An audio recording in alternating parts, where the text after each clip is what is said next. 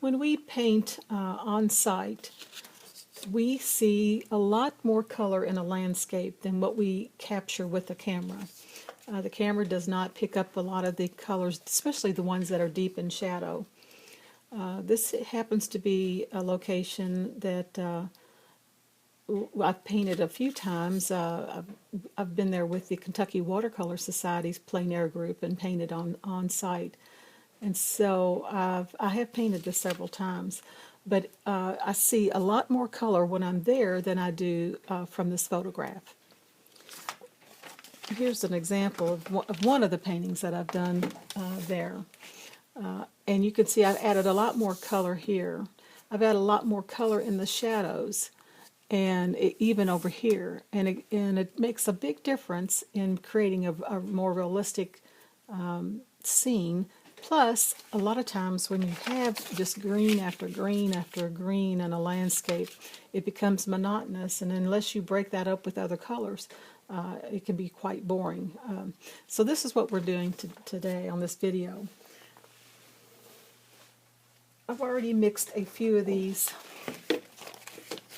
colors, and you can see on the color wheel, of course, when you mix yellow and blue, you do get green. So you can basically mix all of the blues that you have with all of the yellows that you have, and you will get a variety of greens.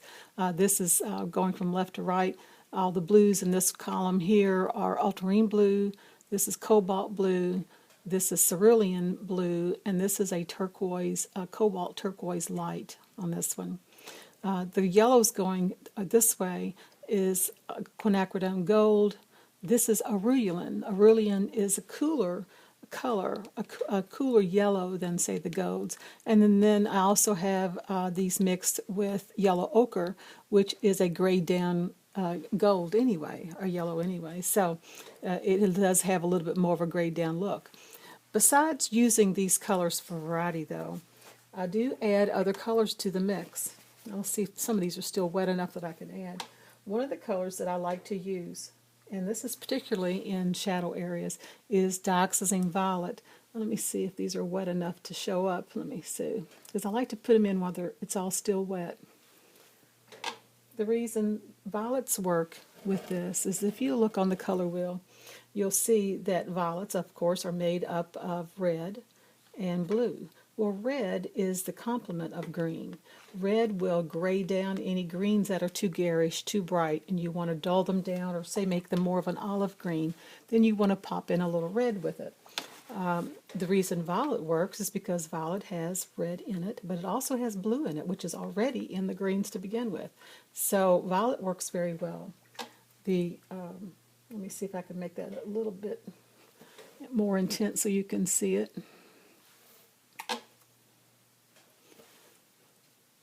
Very pretty in a landscape. And that gold is quinacridone gold, so you can see how pretty that quinacridone works with that violet too. It's just gorgeous. Another color I like to use is, it's another violet, but it's a cobalt violet light. And it's a Holbein product. I like cobalt violet. It's a lighter violet than the dioxazine violet, but it too is very, very pretty in a landscape.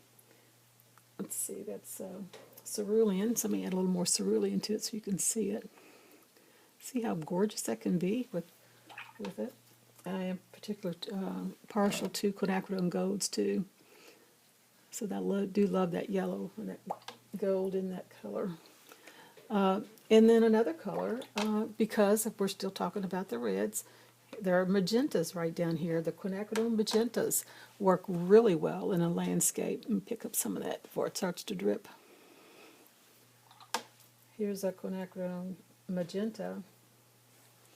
Let's see, I'll pop it in with this one too. You can see how it blends.